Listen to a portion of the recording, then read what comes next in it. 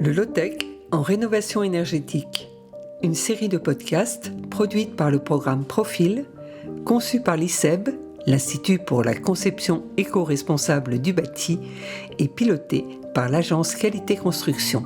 Aujourd'hui en réhabilitation, on avait des postulats où à chaque fois qu'on entreprend une réhabilitation, on met à plat tout ce qui a été fait avant et on jette le bébé avec l'eau du bain, si je peux m'exprimer ainsi.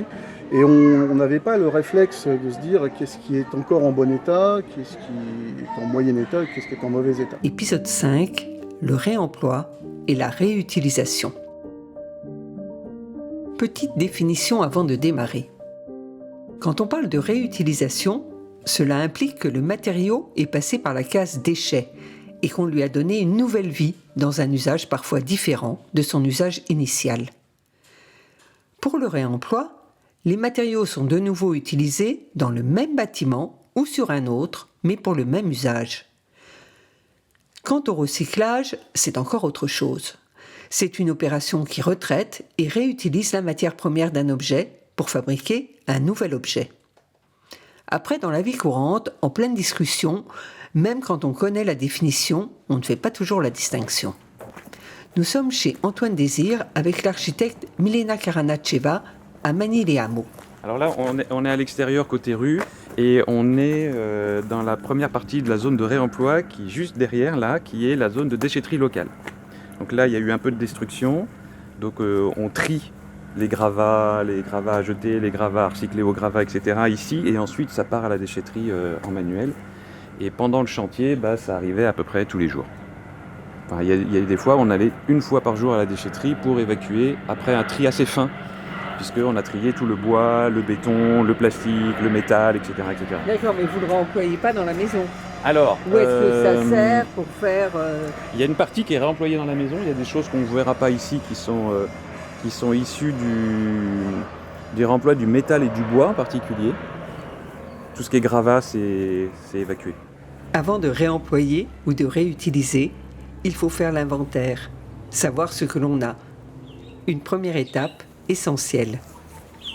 Dans le mode de réemploi, il y a des choses qu'on ne voit plus du tout, mais c'est intéressant de voir la maison d'à côté, là-bas, donc on ne la voit pas en audio, mais en fait c'est une maison avec un toit en tuile mécanique de banlieue des années 80. Ici c'était pareil, donc dans le genre réemploi, les tuiles ont été enlevées du toit et elles ont été revendues sur le Bon Coin pour que quelqu'un puisse refaire son toit avec. Donc c'est pas du réemploi local, n'empêche que c'est du réemploi.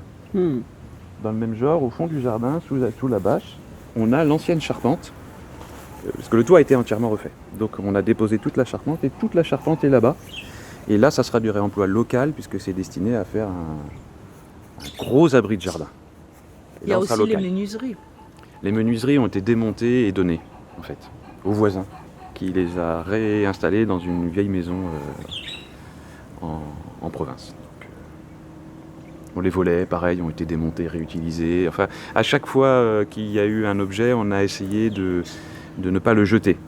Ce qui a nécessité, lors des travaux de démolition, de dépouser les tuiles, de ne pas juste les jeter là, en vrai, en fait, de les balancer, mais vraiment de les dépouser. Ça ralentit un petit peu. Ça ralentit tout, c'est beaucoup de temps. Oui. Le tri de chantier, c'est pas pour rien qu'ils détruisent tout et jettent tout.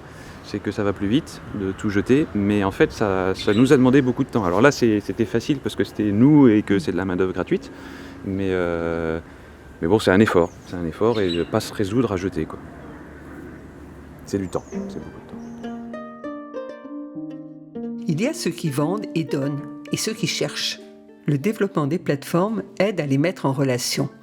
Allons chez Clotilde qui est en plein travaux et qui apprend beaucoup sur les réseaux sociaux. En fait, j'ai appris sur mon groupe de rénovation là, que c'est pareil, la course à toujours tout changer, à l'ultra performance, c'est pas forcément bon non plus, en fait. Donc là, les fenêtres, je comptais pas les changer. On avait l'illusion d'un double vitrage, mais en fait, il y a un mec qui m'a dit que non, c'était pas du double vitrage, parce qu'à l'intérieur, il n'y avait pas les millimètres. Il y avait une lame d'air, mais pas celle qu'il fallait. Bon. Donc il m'a dit non, c'est pas du double vitrage. Et en fait, je suis tombée sur un lot sur le Bon Coin de fenêtres double vitrage qui avait moins de 10 ans. Et la fille, elle revendait tout et ça correspondait vraiment, parce que moi j'ai des fenêtres de 2 mètres quand même là-haut. à l'étage et tout. Et donc, je lui ai pris 5 fenêtres de 2 mètres, enfin des mesures où moi, si je faisais du sur-mesure, ça me coûterait vraiment super cher. Et donc, j'ai pu rester dans du bois. Donc, c'est des fenêtres en bois, double vitrage, qui datent de 9 ans, donc avec une performance moindre, avec leur UW là, qui est moindre que ce qu'on fait maintenant, mais qui me semble raisonnable. En fait, c'est ça. J'ai aussi appris à rester raisonnable avec ce groupe-là. Et donc là, j'étais contente avec mes 5 fenêtres à 900 €, livraison comprise, parce qu'elle me les a livrées. Elle était tellement contente de me des belles fenêtres en bois. Vous voyez, c'est les grandes fenêtres, là. Voilà, donc je suis contente.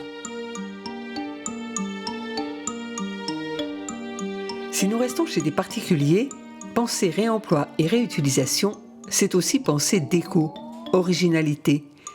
Petit détour chez Antoine en Aveyron. Ici, il y a d'anciennes fenêtres qui sont posées à l'intérieur de la maison. Un dressing construit avec de vieilles portes, des tringles à rideaux qui ne sont rien d'autre que des tuyaux de l'ancien chauffage. Alors évidemment, quand Antoine a parlé à Héloïse Pelaine de son envie de verrière, elle a tout de suite pensé réemploi. Et vous disiez, là, vous voulez faire une véranda ici, c'est ça? Oui.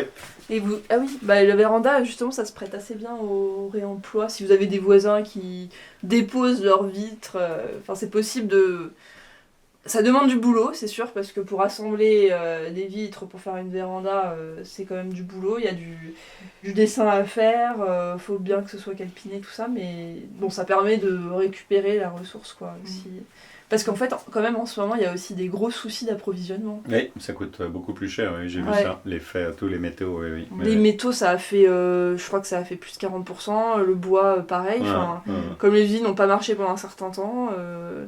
Donc, c'est le réemploi et se fournir localement, ça devient intéressant aussi pour ça, quoi. Parce que c'est vrai que sinon... On est en bas avec 2 jeunes de chez vous, je pense.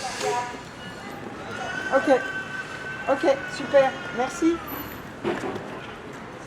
Donc il m'a dit qu'il venait, qu'il terminait son rendez-vous et qu'il venait. Quittons l'habitat de particulier pour nous rendre avec Emmanuel Pat, architecte, sur un chantier de rénovation d'immeubles sociaux à Paris. Bonjour. La rénovation énergétique en low-tech avec réemploi et réutilisation est-elle là aussi possible? Moi je suis Patrice Brière et on est aujourd'hui un des acteurs de la réhabilitation sur Paris et la Petite Couronne.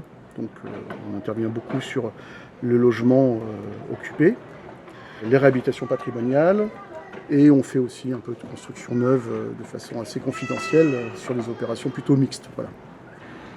On parle plus du réemploi à proprement parler sur des matériaux existants où on se dit, on va déposer des éléments, ces éléments sont en bon état, qu'est-ce qu'on en fait? Est-ce qu'on les jette ou est-ce qu'on imagine qu'on peut les réutiliser sur site? C'est le plus facile, ou hors site, c'est moins facile. Là, on est confronté souvent au normatif. Un revêtement de sol, il a ce qu'on appelle un classement UPEC. Quand je récupère, on parlait de tomate parce qu'on s'était dit que ce serait bien de récupérer de la tomate à un endroit, mais j'ai pas de classement de ma tomate. Donc, si je repose de la tomate, le bureau de contrôle ou les certificateurs qualité vont dire mais quel est le classement de votre tomate? Bon. Alors est-ce qu'on est d'accord pour dire je demande pas l'avis du bureau de contrôle et puis je me fiche du certificateur et je pose la tomate existante du site ou hors site, je la mets à cet endroit, il y a la tomate, il y a le parquet. Aujourd'hui on a des fenêtres qui souvent datent des années 90-2000. Alors malheureusement c'est souvent de la fenêtre PVC certes, mais on jette tout à la benne. Moi je comprends qu'on veuille plus de PVC parce que c'est vrai que c'est du pétrole, mais il y a énormément de bâtiments aujourd'hui qui ont été réhabilités il y a moins de 20 ans, sur lesquels on a changé les fenêtres. On a des fenêtres qui sont encore en état d'usage, qui jouent leur rôle d'isolation. Pas forcément d'isolation acoustique, c'est vrai, et peut-être pas parfaitement d'isolation thermique comme on a sur les nouveaux profils, où là on a fait quand même beaucoup de progrès, c'est vrai, sur tout ce qui est thermique. On change parce que il y a des subventions, parce que Parce qu'il faut changer pour changer, quoi. Donc autrement, on n'atteint pas les objectifs thermiques qu'on s'est fixés dans le bâtiment. Je pense que des fois, oui, on jette les fenêtres, on ne devrait pas.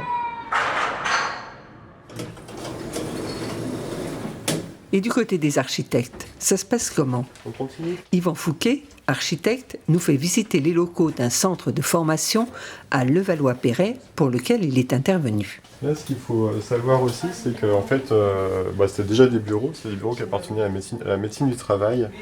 Et en fait, on avait déjà des cloisonnements comme ça, cloisonnements assez typiques de bureaux, des portes. Alors, les portes étaient de couleur verte médicale, c'est un vert froid. Mais on avait globalement des matériaux qui étaient relativement neufs.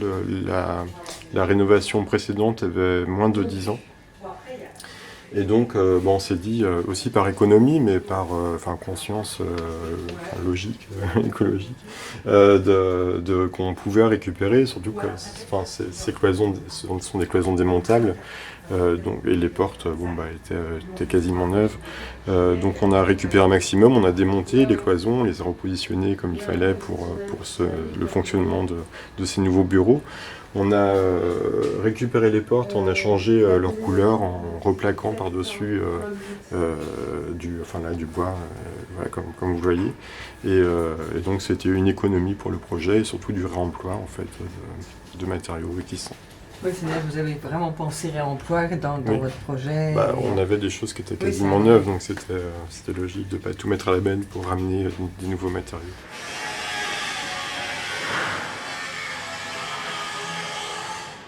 Oui, c'est l'équipe maîtrise d'ouvrage, maîtrise d'œuvre qui initie la volonté. Moi, je dirais que c'est un travail d'équipe. On a énormément saucissonné l'acte de construire. C'est-à-dire qu'il y a un maître d'ouvrage qui fait un programme. Ensuite, il y a une maîtrise d'œuvre qui fait un projet. Et ensuite, il y a des entreprises qui font le chantier, la construction. Et quand on fait de la réhab et quand on fait du low-tech, ça change aussi la donne parce que justement, nous, ça nous est arrivé de dire il faut garder telle chose. Et après, le bureau d'études nous dit on ne peut pas le garder parce que les performances ne sont pas au rendez-vous. Le bureau de contrôle nous dit vous n'aurez pas le PV qui va bien. Et le maître d'ouvrage nous dit nos subventions, elles sont liées au fait qu'on change. Ou l'entreprise nous dit non mais déposer ça et le remettre c'est plus de boulot que de mettre un truc neuf. Mais je dirais c'est vraiment un travail ensemble autour de la table où chacun amène ses savoir-faire, sa volonté, etc. Et c'est ça qui est intéressant, c'est qu'on ne peut plus travailler de manière aussi séquentielle, et y compris avec les usagers, puisqu'on voit bien que certaines dispositions, si on les met et que les usagers n'ont pas conscience de comment s'en servir, les économies d'énergie ne seront pas au rendez-vous. Donc c'est aussi une question, quoi. Et est-ce que c'est possible parce que j'ai envie de dire, c'est vachement bien de pouvoir se voir, de discuter, mais ça prend du temps. Vous avez une entreprise, il faut qu'elle tourne. Les entreprises, elles s'adaptent. Si vous demandez à l'entreprise de le faire, elle fait. Et puis, il ne faut pas mettre en adéquation le geste, l'envie et l'économie. Je parle pour le bâtiment, le reste, je ne sais pas. En effet, Emmanuel disait, les entreprises disent oui, mais ça va coûter plus cher. Bon, alors on va prendre l'exemple du parquet parce que c'est criant le parquet. On fait déposer, stocker, reposer, c'est aussi cher qu'un parquet neuf. Reposer un parquet ancien, vitrifier un parquet, réparer des lames, faire des raccords au droit des cloisons démolies, ça fait appel à des métiers. Et c'est valorisant en plus, vous voyez, c'est esthétique. Petite précision en conclusion. Pour les travaux de réemploi, l'entreprise et le maître d'œuvre doivent évidemment dialoguer avec leur assureur responsabilité civile décennale. C'était le low-tech en rénovation énergétique, épisode 5. Il existe des entreprises qui viennent sur un chantier, qui identifient des matériaux, des équipements, des spots dans les halls, qui après mettent ça sur leur site et les mettent à disposition. Expertise, Emmanuel Pat, architecte, et Héloïse Pelen, ingénieur thermique. Création, partage de voix. Réalisation, Sophie Pillot, Agnès Maton. Une production Profil, conçue par l'ICEB et pilotée par l'agence Qualité Construction. Musique, Basile Mandigral. Prochain épisode, l'enveloppe.